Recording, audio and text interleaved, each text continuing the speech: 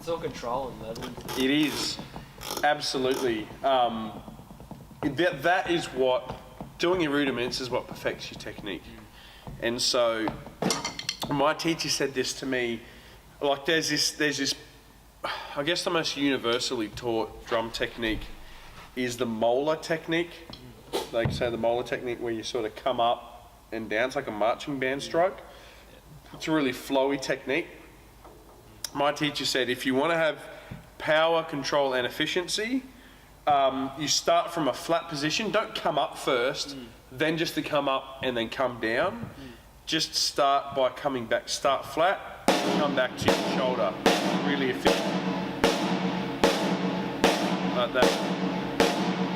Now as you can see, as I come back, I let the stick release sort of with my fingers. Come down.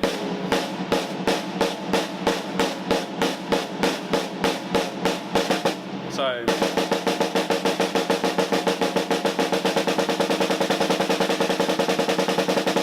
pretty effortless. Where it comes into play is when you're doing things like doubles and paradiddles. Did they go over much with this with you guys? Who? The technique. Have you ever had lessons? Not since I was like... Mine was like, probably like 7 years ago. Okay. So, I'll quickly touch on this one thing because we could talk about this for ages, and we'll get on to some other stuff you want to do. But so playing with your V like this, so your technique is good around the kit, wrists flat, arms flat. It's all about the downstroke. Like when it comes to, so singles is all downstroke, back shoulder. Now obviously when I'm playing drums I don't sit there like this. We're talking about muscle memory and we're talking about the ability, if you need to come out and do something really quick, well, heaps of control, you can just move the mechanism wherever you got to go sort of thing. But it's, so the singles are the downstroke and then you've got the doubles, which is just one downstroke, and then when you do paradiddles, it's one downstroke still. Everything is bounce reaction. And how you control that is how good your roll is, basically, because you can do it quiet, you can do it loud, you can do it slow, you can do it fast, and it doesn't really affect the speed in which, or the energy level that your body puts in too much. Obviously it is a bit, but not too much. So doubles, to get doubles right is a good way to have control over the kit. If you get doubles right, you get paradiddles right, you get buzz rolls right, you get everything. It's a good starting point. So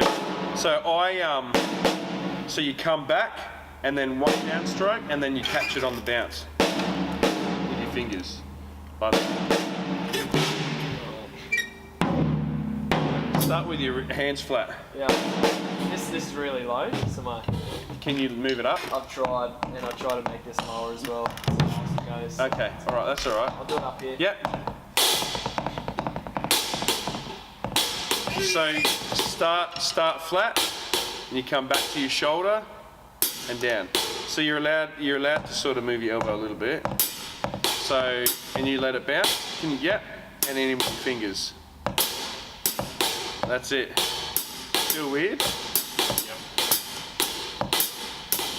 Like that. Now try it with the other hand, so you go right. Left hand. Oh. Well, this is the thing about rudiments, it makes it symmetrical. Yeah. That's awesome.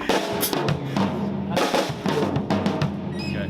Now I'm going to be really slack on this because I haven't practiced for ages. So that's good. Try and do it together. So right, left, right.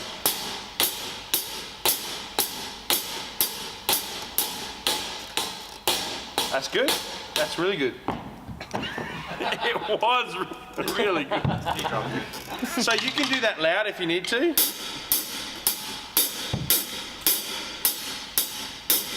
Or you can do it soft. Same diff. You can do it slow or you can do it fast.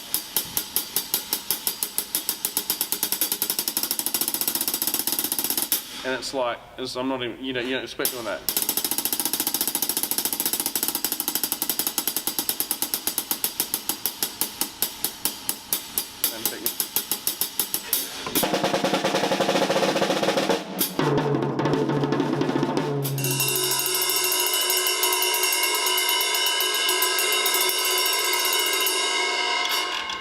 that's all wrists and fingers. And it's like, you do it softly. You know, that's all control. That's all from right technique. So that really helps when you're doing worship and stuff like that. Okay, so, but notice how that's one downstroke and a rebound. Same thing with paradiddles. It's right, left, right, right. That's so one downstroke, right, left, right, right. Right, left, right, right. Yeah.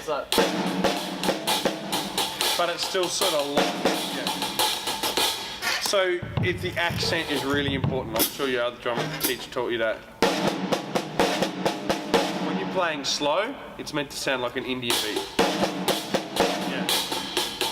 So yeah.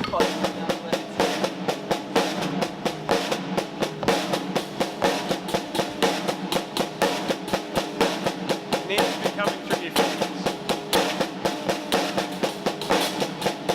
And when you increase it,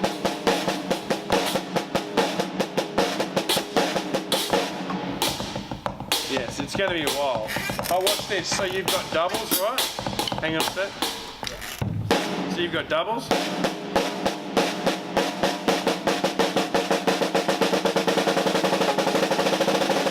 You've got paradiddles.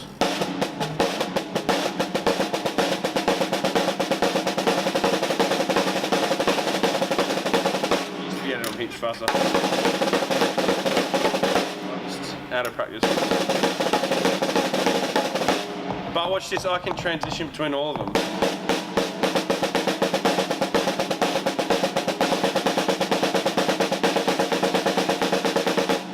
Because it's all downstroke and then response.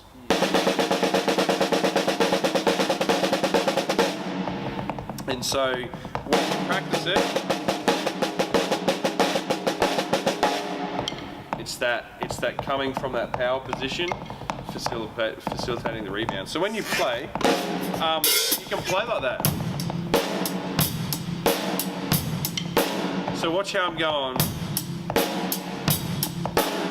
Like that. So if I want to do something, that's just a paradiddle.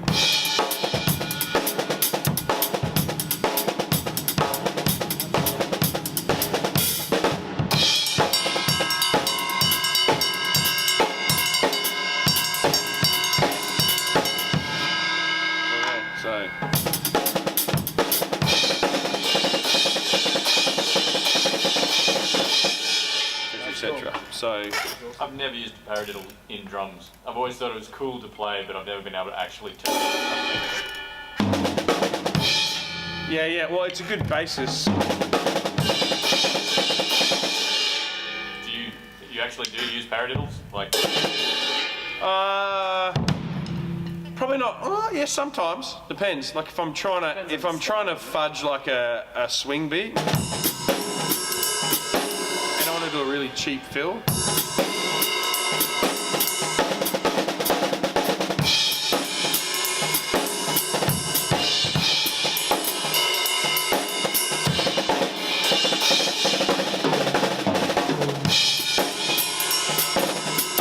That's probably the only time I would directly use a paradiddle. But yeah, I'll probably use the basis of what a paradiddle does. So like something like that in a fill. So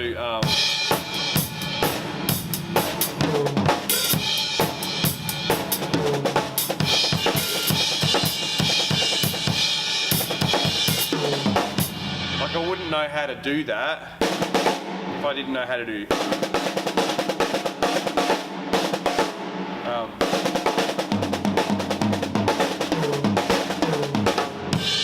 If I didn't play around with that sticking combination, ones against twos. The other one I use heaps is a paradiddle inversion called a paradiddle diddle, which makes things really awesome when you're coming in for a trash. You know what that is? A paradiddle. A paradiddle diddle. Yeah, I've heard of it. It's easy. So so para is single single, yeah. And then diddle diddle is double double. So it's like a 6/8 paradiddle. But you've got to emphasise the one.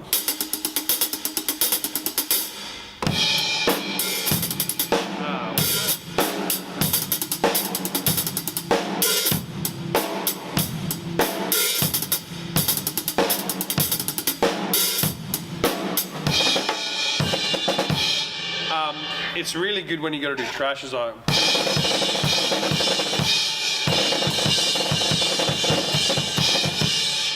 Because you're emphasising the.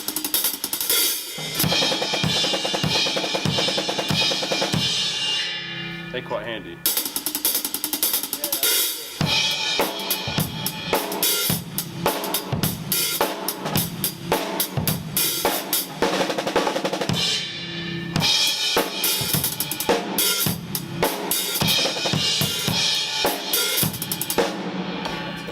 Quite handy. But that's a sticking combination that comes off from learning your paradiddles really well.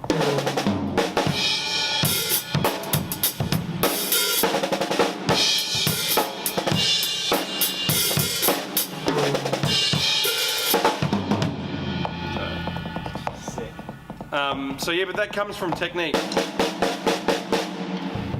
If you want, so what I'm saying is if you want to be able to play with intensity, the control you're going to be able to get by sitting at the drum properly, by using that scope, because you can get intensity without pushing too hard.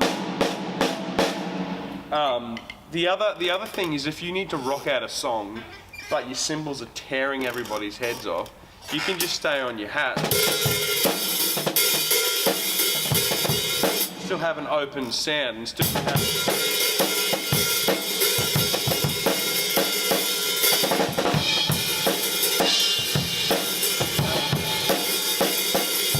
And still sort of ride your hats, but at a. Because what I used to do in quieter venues, if there was like a climatic part of the song, I wouldn't be like everyone does. You'd just be like a. It still sounds like there's some drive and push happening there. Yeah. But you're not like. Does that make sense? Yeah. I know that sounds super like logical, but some people don't actually think to do that. They'll just try and go easy on the cymbal. You can actually do it just by not even having your hats open that much. And be hitting in the middle.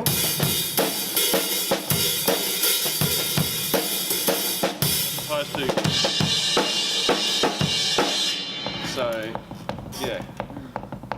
Cool. So, yeah. Really dynamics, being aware of what you're hitting and making sure that you're not hitting it too hard. That's essentially all dynamics is. So if you change your technique to the point where it doesn't matter whether you're hitting here, that'll actually just help your dynamics. Understanding that chart that I've made, if you think about a song before you play it and you go, what does this point achieve? What does my worship leader want to achieve? It's like, okay, well, they want it to flow. Okay, how do I make it flow? Well, I start really low then, don't I? And then if I want to build to a chorus, but I can't tear everyone's head off, well, then I'll make sure I don't open my hats too early. I'll earmark leaving my hats open for the second chorus right at the end of the song. It's about preparation. So, I don't know if that helps. Pull back so you've got somewhere to go, basically. Exactly. Don't just assume you can, like, go for it on the ride if people need you to keep the volume down. You can just be a bit more intentional in playing forceful. You can play with some energy, like by hitting in the middle of the stand. But this is the difference between playing forcefully in the middle of the stand or the middle of the rim shot. Adding that rim sand into it is what's going to assault people's ears. That's a bit more of a lower tone, so it's going to have some oomph to it, but it's not going to have that edge, that crack of the rim. So, but exactly, starting low so you've got somewhere to go is a huge thing. So, but it's going to come back to technique. You've got to have that scope to be able to. People will play loud. So if you're playing a fast song and it's hard, because it requires a lot of energy because you're playing fast, well, it's probably your technique's lacking because you should be able to play fast but play slow because you've got that control over your sticks and the bounce. The stick should work for you coming off the drums. So that's an important thing. Anything else before we wrap it up? The rudiments is good because it's always been the maths that throws me. Because when drummers do all this fast stuff, I'm going, I reckon I have the ability to do it. I just can't figure out the maths in what numbers there. You know what I mean by numbers? Like Yeah, totally. what's the maths in that? Well, it all, unless it's like a psycho prog rock band where they actually are toying with the maths in your head, more often than not, it's going to be rudiments, patterns. What are there? Like, did you just do them all? No. Like, It's like 42. because I just realised like, doubles, I never use it. I never use doubles. well, here's the thing, it's a mind trick. There's not just doubles, there's reverse doubles as well. So this is normal doubles. Now I'm probably going to suck at this because I haven't done it. Reverse doubles is...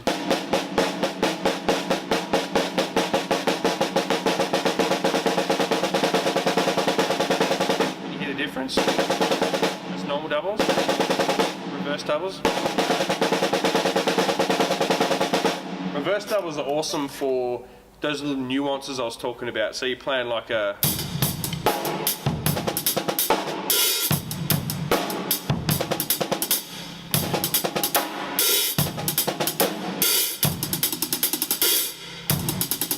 If you're just doing normal doubles, it would be like...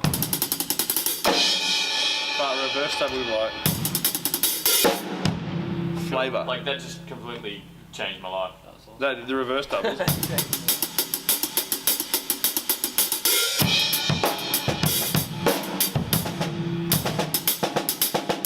Yeah. So it's like a... So the first hit's lighter, you just come down heavier on the second one.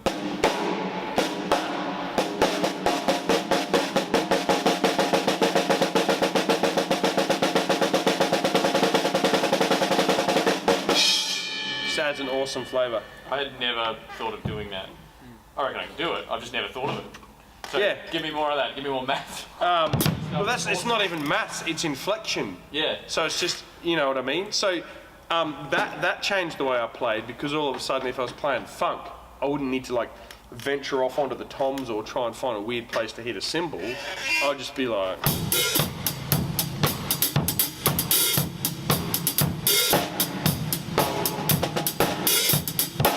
I'd be like...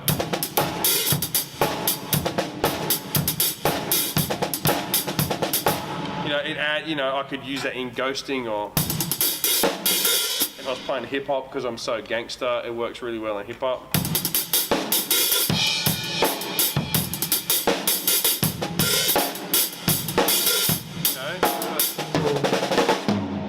It just... What's ghosting? Ghosting is and for instance, playing without ghostings,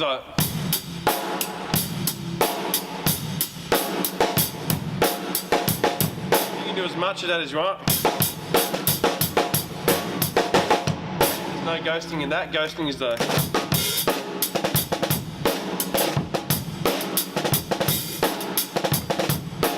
Things like that. If you've got a really sensitive snare drum with a nice head on it, you can get it to sound really fuzzy and furry, but this is a bit hairy, not fuzzy.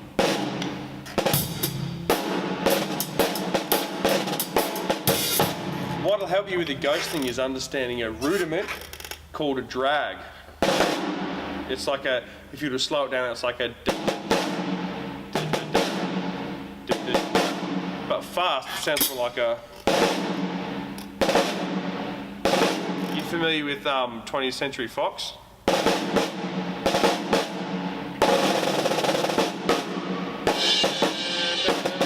know that one? Yeah. That starts with a drag. That's a legitimate... It's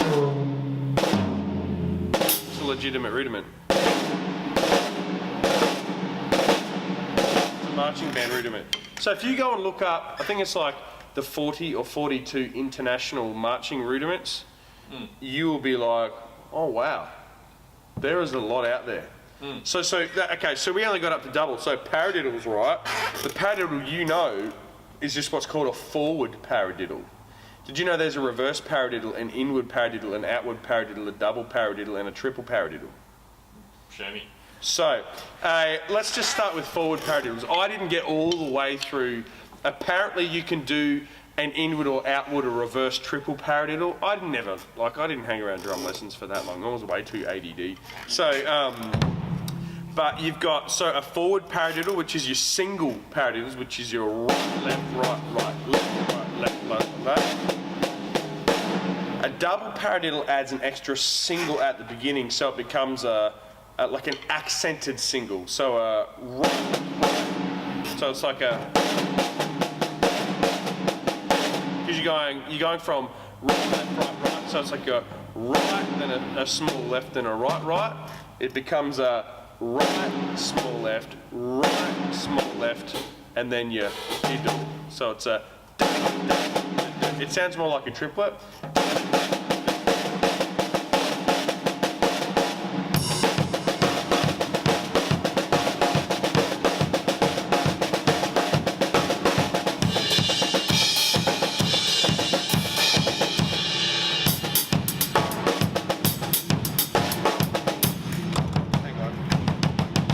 Sounds really good if you can do a good triplet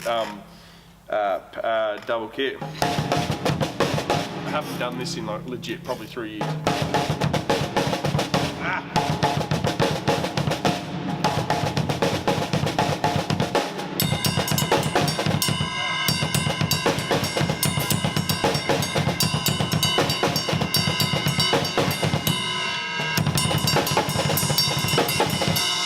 There you go. Cool. That's a double paradiddle.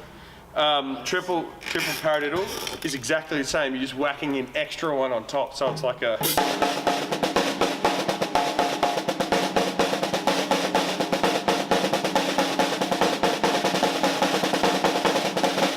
It's like a. It's actually just a good sort of skill tester for your hands.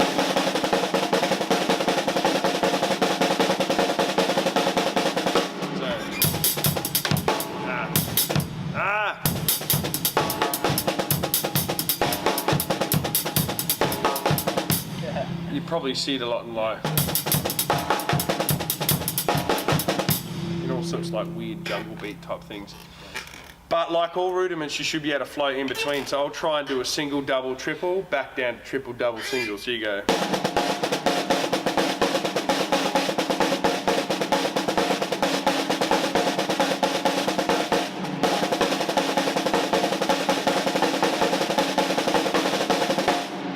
Single, double, triple paradiddle. So back down again. Yeah. So those are those ones. But like for instance, a reverse single paradiddle sounds like a country beat.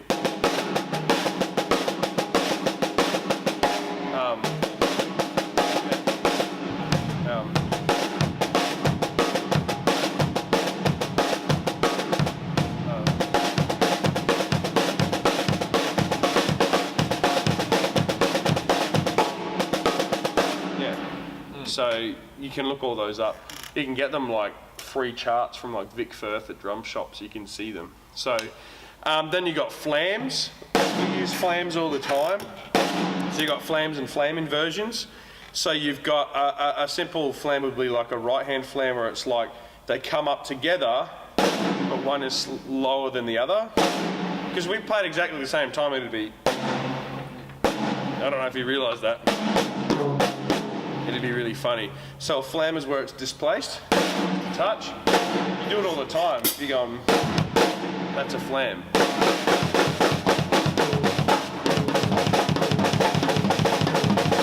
So, you got a version of that on each hand. Then you've got flam taps, which are quite cool, which is a flam followed by a tap. Sorry.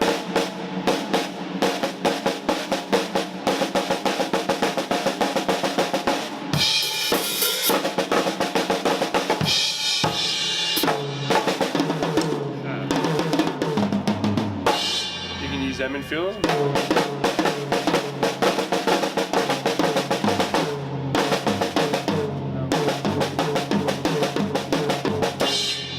So that's another thing. And then you've got your triplets. triplet accents.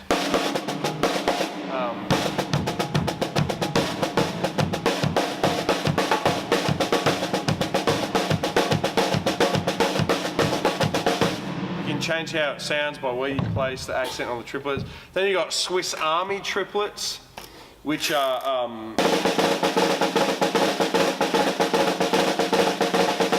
it's like a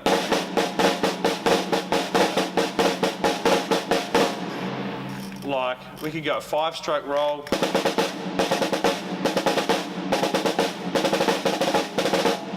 You could go forever. Like there's literally like 42 without inversions. So if you get curious, if you want to be creative, look into them, practice them. I'm not necessarily a rudiments master, but I know some of them. Oh, well, they just give you new material, because that's the thing. Like I just don't know where you get blocked. You don't know where to go. So I was watching you do the paradiddle before, and I'm like, it sounds like a triplet. Why don't you just do a triplet? But then you split your hands up and you play them in separate. And I'm like, oh, that's why. Yeah, just gives you options. It's learning your rudiments are great for giving you options and understanding drums. It's unbelievable for fine-tuning your technique. It's just all around really, and it's awesome for creating equality in your hands. Because for a paradiddle, you've got to do the exact same thing. So if you're there practicing a paradiddle, of course your right hand is going to be good at it, but it's going to stay the same if you're practicing paradiddles until your left hand catches up. Then you freak it out by starting it left-handed. Then back to right-handed.